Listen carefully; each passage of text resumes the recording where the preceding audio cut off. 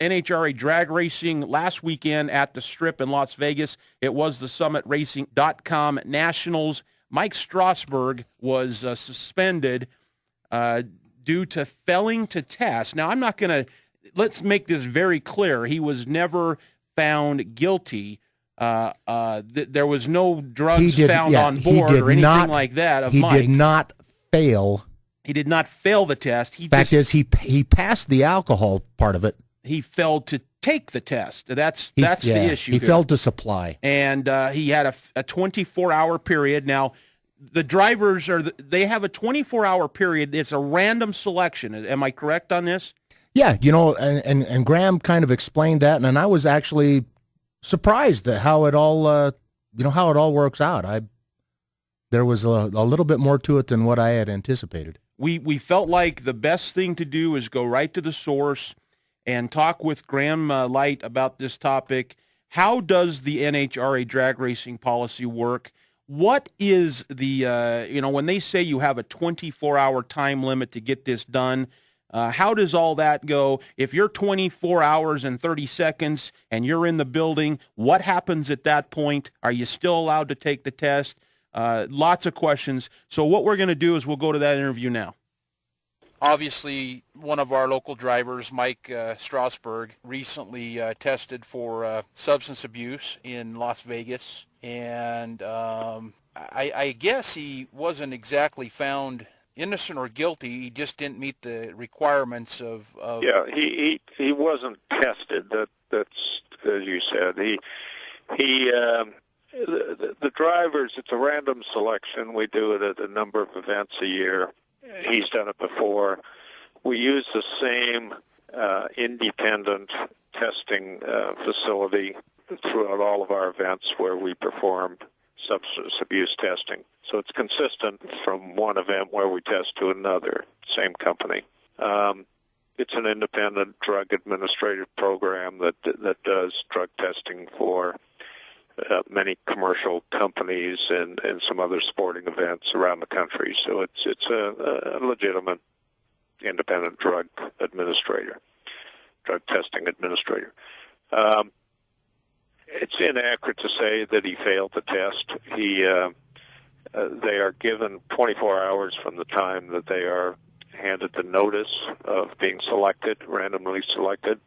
They have 24 hours to report to the on-site location and submit a sample, a urine sample. Unfortunately, Mike was unable. He did appear within the 24 hours. Unfortunately, he was unable to supply the necessary sample. Graham, could you explain what it says in the rule book as far as what the testing policy is? And just so you know, I, for one, and I know Shane, I really appreciate the testing policy. Racing myself, I want to know that the guy in the other lane is not impaired, and the random testing policy helps that. Helps keep everybody safe. But if you could explain what it says in the rule book as far as what the procedure is and the finite details of it. Well, it's a random substance abuse policy, so we don't advertise or in any way indicate at what events we may do substance abuse testing. As I said, it's a outside independent testing organization that administers this program. We contract them to be at a select few national events every year. All of our drivers, both sportsmen and professional, are in the computer database, all the drivers participating in that event. We also include officials that have any safety responsibilities, such as our safety safari people, anybody that has a direct influence over the outcome of the race, starting line people, officials of that nature. They are also in that random computer pool. The computer randomly kicks out a number of individuals. Obviously, we have, unlike other forms of motor racing, we have 500 participants at our events. there just isn't enough time or the facilities capable of testing everybody. So we pick a number, 100 people, and they're a combination, as I say, of officials, professional drivers, and sportsman drivers. Throughout the course of the event, starting typically the day before the race begins, in this case in Las Vegas it would have been Thursday, the independent administrator goes to the teams, hands them a notice that they have been selected, randomly selected, documents the time that they were given that notice. The participant signs a form acknowledging receipt of the notice and the time of day.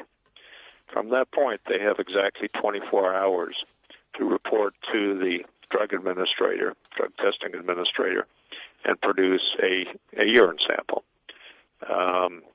Obviously, the facilities are closed if from the evening till the next morning. They're not open 24 hours. But I was going to ask you that if they are, in fact, if it's available for 24 hours. But it's not. It's like a business day. Yeah, depending on the schedule of the race. If we have an event that goes into night racing, they will stay open later. They're open typically while there's on-track activity. In the case of Las Vegas, they closed down at 6 o'clock in the evening and then reopened early in the morning. I don't have the exact time. I'd be guessing, but in the range of 7 to 8 o'clock. Uh-huh.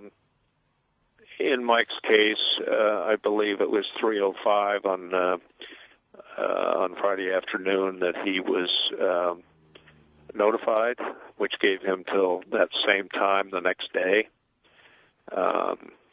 which in their opinion, the drug program administrator's opinion, that is ample time for somebody to complete the necessary sample. It also is still a short enough time that still any of the prohibited substances still appear in your system. So it's not a matter of being able to take a prohibited drug and then waiting 24 hours and it's flushed out of your system. But it actually, some drugs stay in your system for 30 days. Yeah.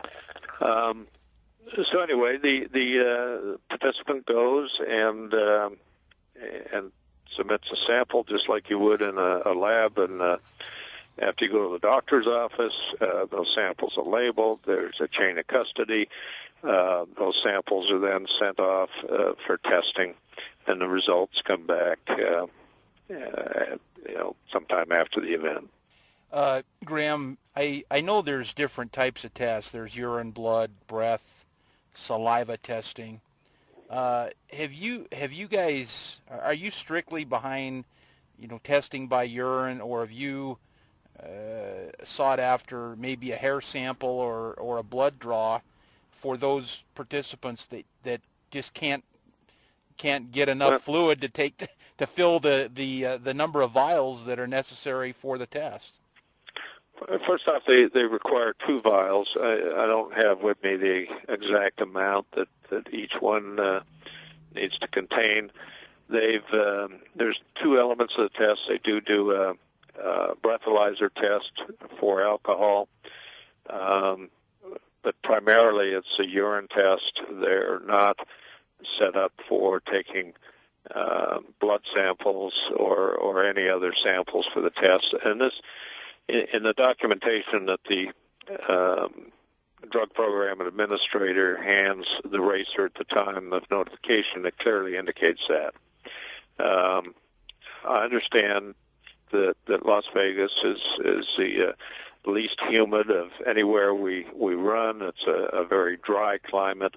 It's very hot, which reduces the ability to produce a sample. However, in a 24-hour period, I think that's very doable. Yeah, and I would have to agree with you on that. I do know that race car drivers in general, and I talk with, from NASCAR and different forms of motorsports, they tend to sweat out a lot of fluid, and I could understand if they get a notice late in the day. If they slip up and forget to come in that next morning or something, it could be troublesome for them to produce a required urinary sample. I guess maybe they've got to just take more responsibility and get it done immediately when they get there at the track the next morning, rather than, it's that important to get it done. Obviously, you guys are very firm on the policy is there is no gray line. Well, there's not. I don't think that you can. I don't think you can have a gray line, unfortunately, and unfortunately for Mike. I don't. There's nobody that suspects him of any substance abuse or any wrongdoing. He's a very stand-up guy, a good participant, and it's it's a shame that's what has happened. But we've on occasion had this. That a competitor, for whatever reason, leaves it until the very last minute. Our medical people, along with the drug administrator, when they see drivers that are getting close to that time limit and have not yet reported, they will go and seek them out and remind them, because it's not our intent to look for ways to disqualify racers. Our intent is to maintain the safety and the integrity of NHRA drag racing, and we don't believe there's any room for substance abuse within our sport, and that's the intent of the whole program, is to try and assure that's not the case. So we're not looking for loopholes here to disqualify any individual at all. Yeah. We don't want to do that. And for that reason, they will notify us, the administrator, and they will tell us that Racer X hasn't shown up yet, and it's within an hour and a half or 2 hours of his time limit. And as a courtesy, our medical people will slide by his pit area and just remind him, and remind him of what time he needs to appear by, and what the penalties are if he fails to comply with the requirement to submit a sample. And that was done in Mike's case, and I understand Mike was busy. He had his car. He was helping tune some other people's cars. So it's a bunch of, it's an unfortunate series of circumstances, but the rules are very clear that if a competitor or somebody selected for a random test does not comply with the allotted time and submit the adequate sample, and within that time, it's a suspension from participation at NHRA events for a year and a $2,500 fine. So that was not a judgment call. That was not just a number that we picked out of the air and said, here's what we're going to do in Mike's case. This is consistent with what we've done in the past. Mike is not the first person to not make it on time or not be able to produce a sample. We had we recall Macadera a year and a half ago at Indy, and I have a question that came to mind when you said that they have 24 hours to report to the testing facility. Just hypothetically, if I showed up at 23 hours and 10 minutes, I still had 50 minutes and couldn't produce a sample, and was trying to, drinking water, drinking, Coke, whatever the situation is, whatever I'm consuming to develop enough flow to fill the vials. Is it when that you said, I think you said 3:05 was. I think that was the time. Let's just use that. Say 3:05. At 3:05, and I'm still trying to produce a sample, and I have not left that building. Is that it? Yes. Pull the plug. We're done. Yes. Okay. And that basically is what happened to Mike. He got there. I won't say well before 305, but certainly before 305, he couldn't submit the required sample. They gave him bottles of water, which he drank, and when the clock struck 305, he still had not submitted the sample, which is failure to adequately comply with the requirements. And I don't know. Again, I don't know how you allow somebody more time, and how much more time do you allow them. Again, I think, it would be different if we handed you a piece of paper and said within 30 minutes you have to do this, or within an hour. But I think when you're told within 24 hours, and granted there's a chunk of that time where the facilities are not open, but let's say they aren't open for a 12-hour period, you still have 12 hours of which part of that is extended another 12 hours. You know what I'm saying? So I think I support their time frame and think that's very reasonable. Graham Light visiting with us here, Senior Vice President of Racing Operations for NHRA Drag Racing. Of all the tests that you have taken, how many would you say that you do take in a year's period? And of those tests, how many of them have not been able to comply? Maybe not because they were illegal, just for not testing or whatever. Has it been an overwhelming number, or surprisingly, very, very few? It's very, very few. We obviously have the case of Mike Strasburg this past weekend in Las Vegas. Prior to that, it was Macadera in Indianapolis in 2009, I guess it would be, which would have been Labor Day 2009. And it had been a number of years prior to that to the previous case. I can't even, off the top of my head, think when it was, but it would have been a number of years prior to that. So we're talking very few that have not complied. How many would you say that you test in a period in an annual period? Annually, in the ballpark of about 600. Is that right? Wow. I've got to hand it to you for being consistent, because so often we hear people talk about the inconsistency of, this group or that group or whatever. Like it or not, I do got to take my hat off to you for being consistent. That's refreshing.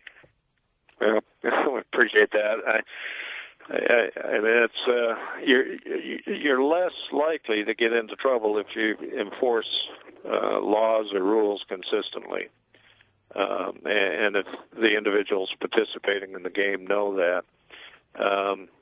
But at the same time, when you have a situation like that, it's not pleasant, because, as I said earlier, we're not looking for ways to disqualify people.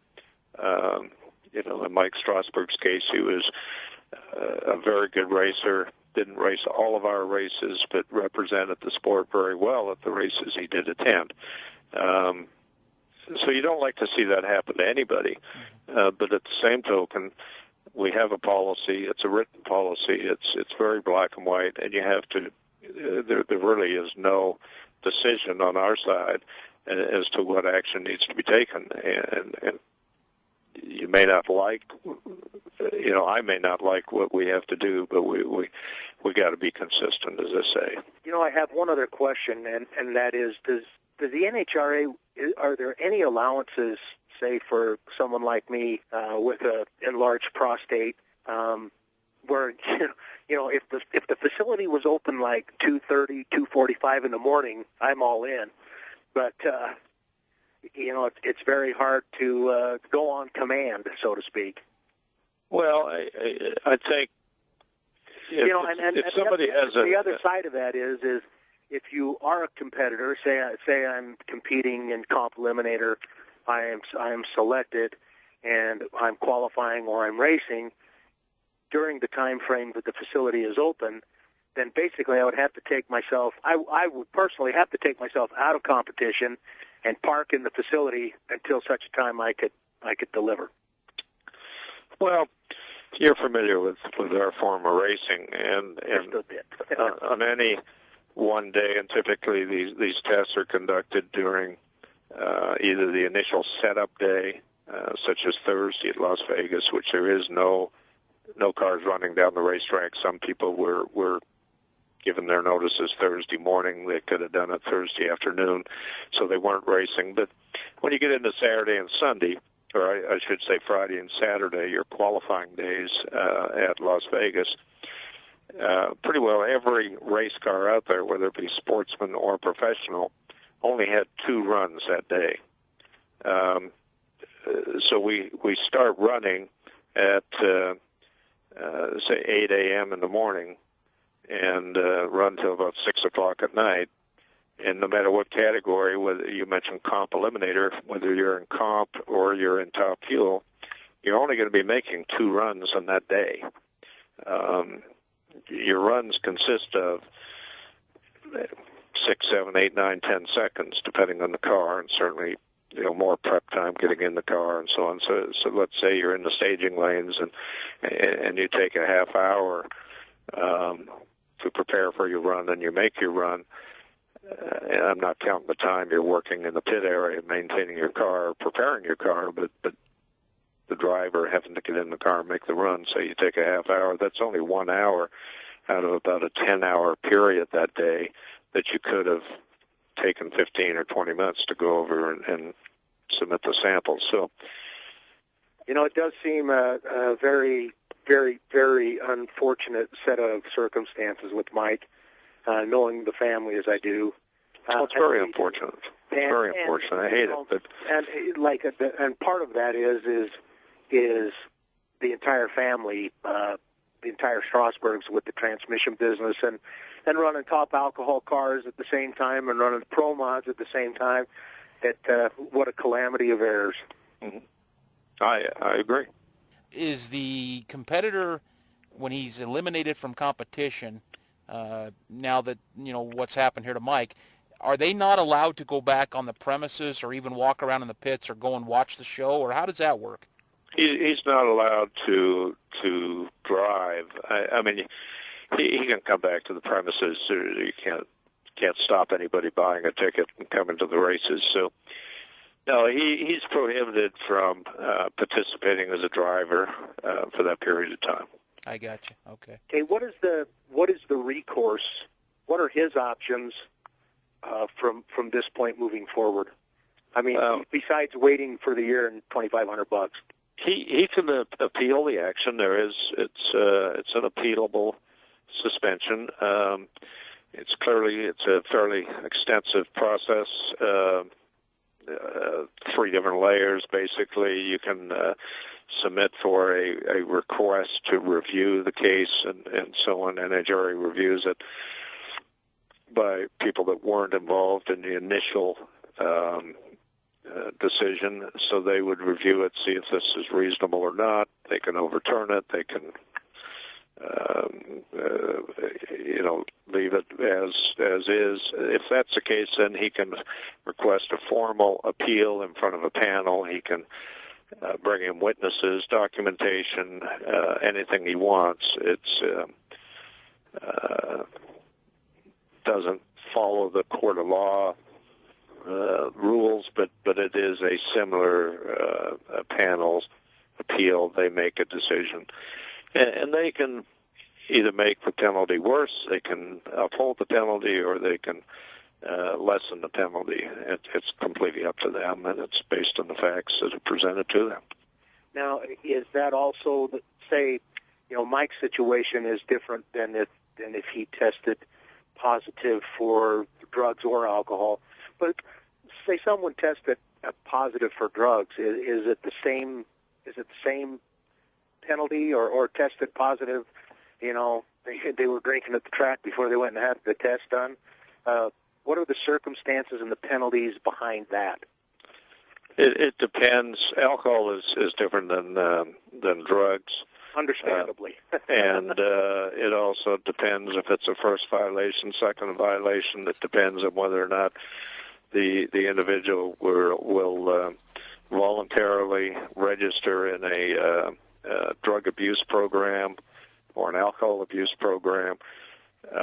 So there's varying stages that it's fairly lengthy, but there's a variety of different stages. Is there any violation as far as the substance abuse policy where you're done, you're kicked to the curb, you are no longer able to participate in NHRA? Yes, but that would be about the third violation. Then that is a I haven't heard of anybody ever. Thank goodness nobody's that I have heard of has ever reached that point, and that's why I asked, because I didn't know if that point did exist. So yeah, I don't ever recall that. And I've worked for NHRA. This is my 27th year, and prior to that, I was a participant myself and a track operator up in Western Canada. So I've been around the sport for a long time. I'm quite proud of our record. We've had very few drug violations over the course of time.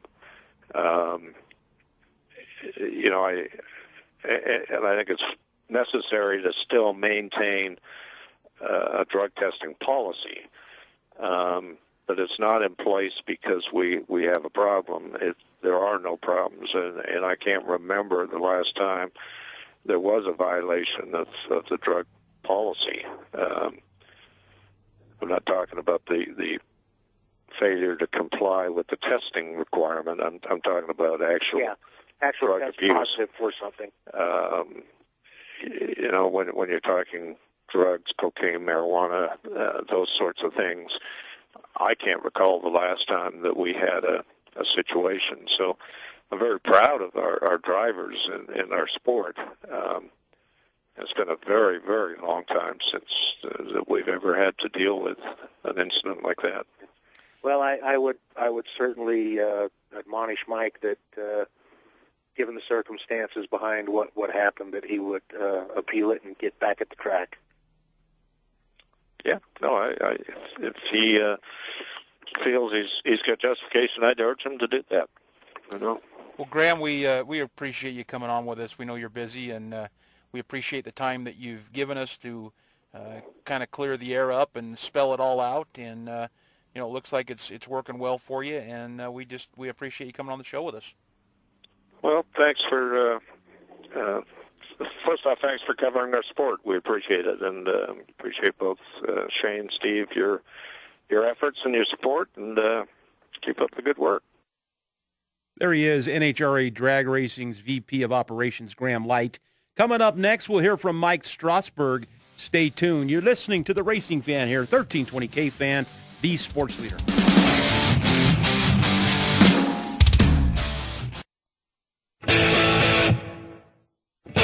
Now back to my boys, Beck, Schoenfeld, and Sela on 1320 K-Fan, the sports leader.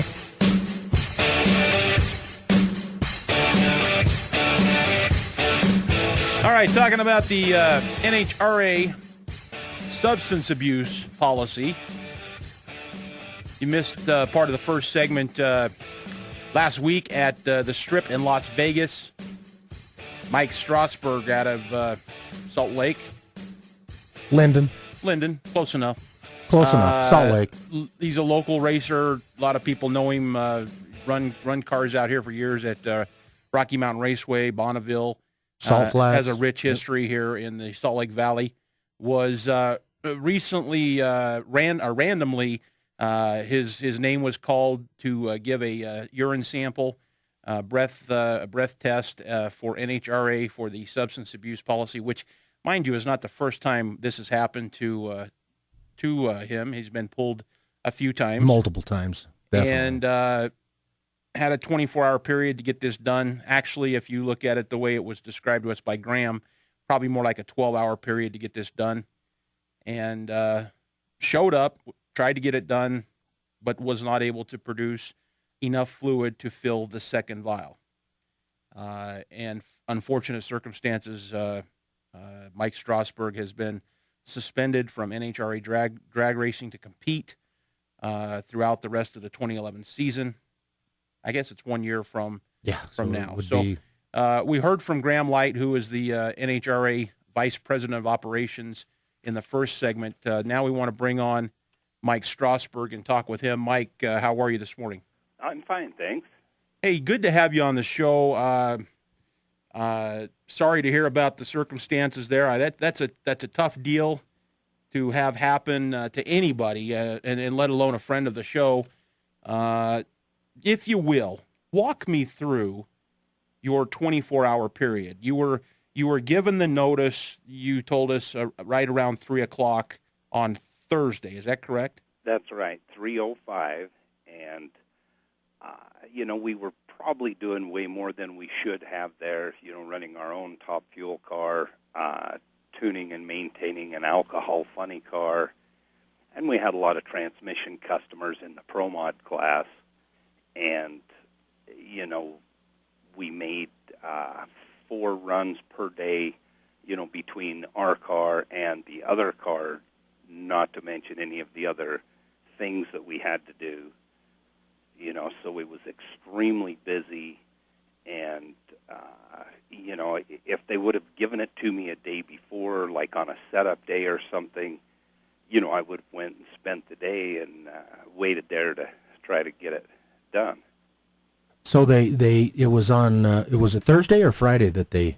Friday. Okay. My apologies, Friday. Yeah, and I believe it was right before we was getting ready to run. We had another run with the funny car, so it's not like I was done for the evening. It was right in the middle of our schedule there.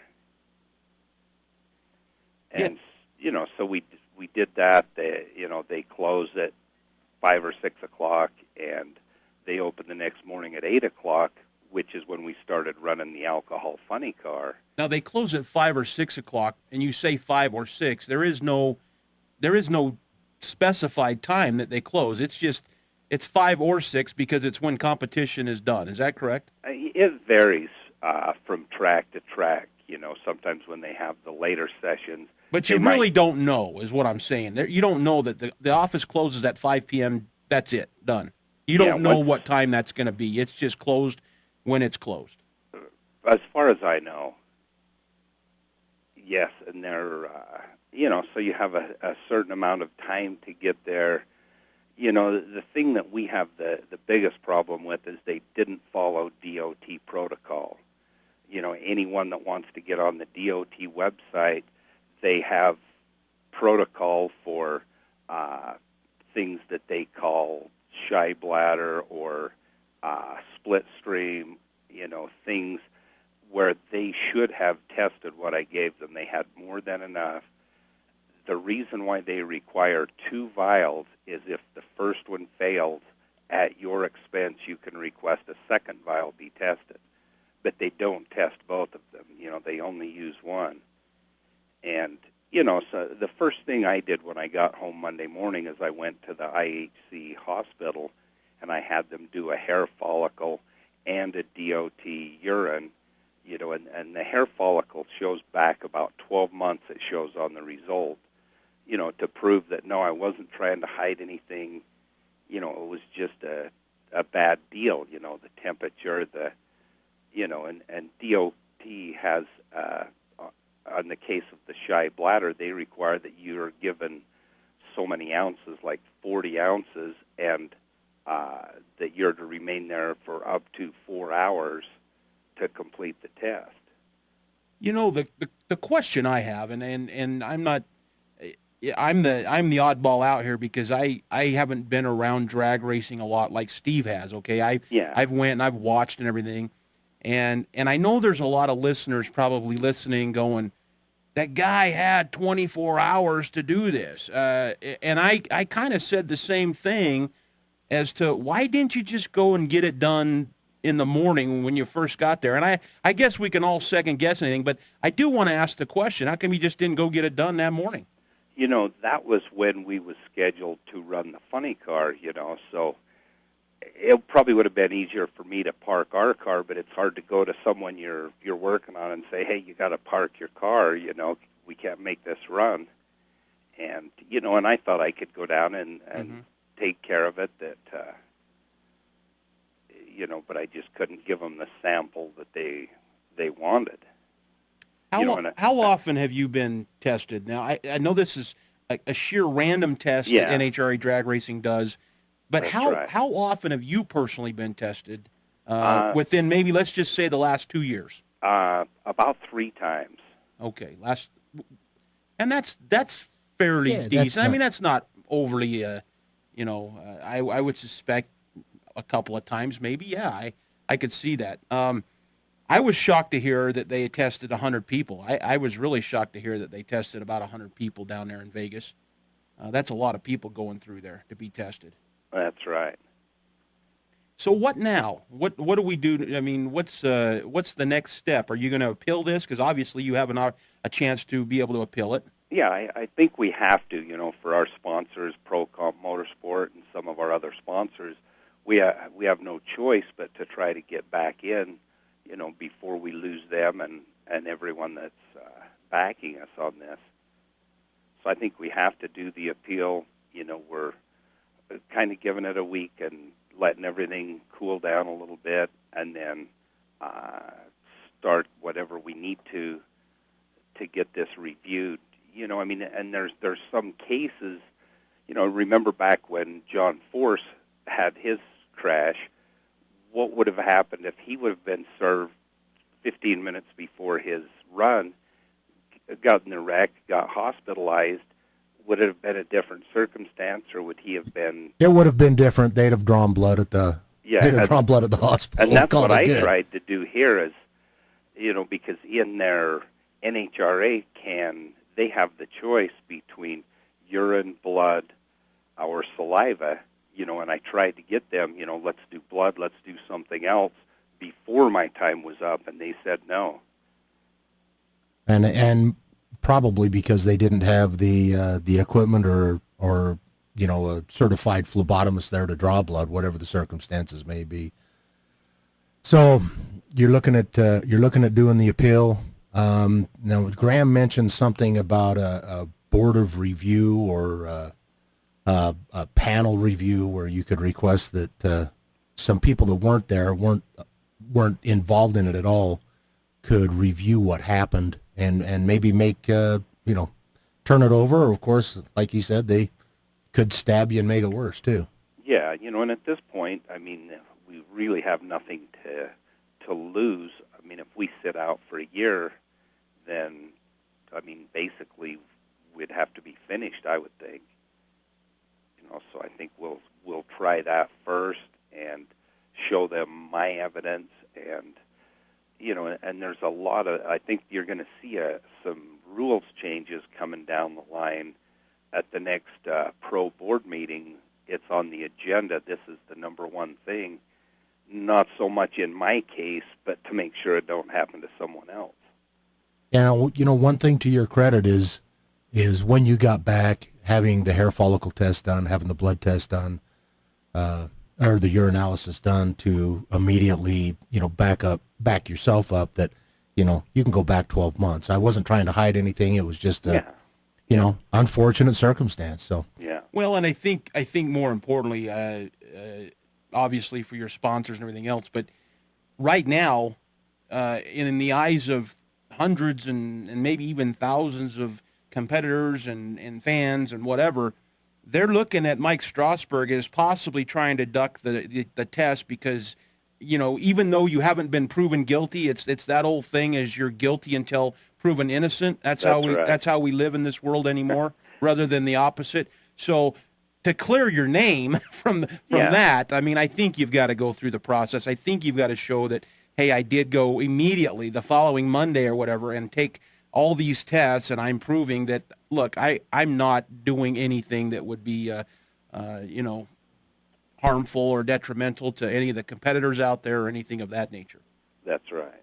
So is there anything that we can do, the listeners can do, to help you get to that point where, you know, produce the money to get in and appeal it and move on?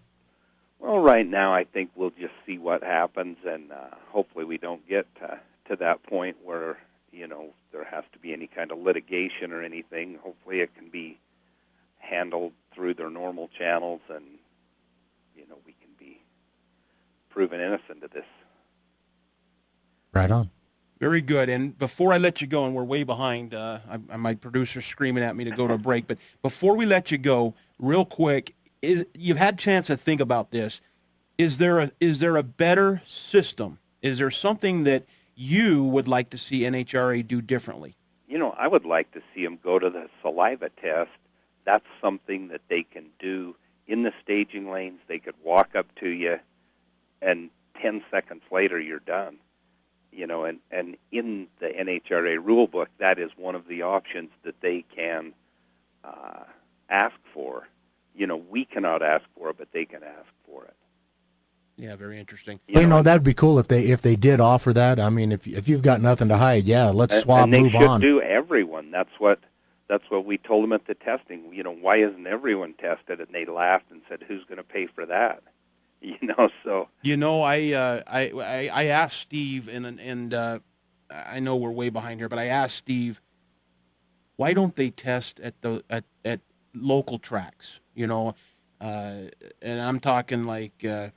Twin Falls, Meridian, RMR, Miller, all these, local tracks. I've never seen a test done. I've never seen any test done.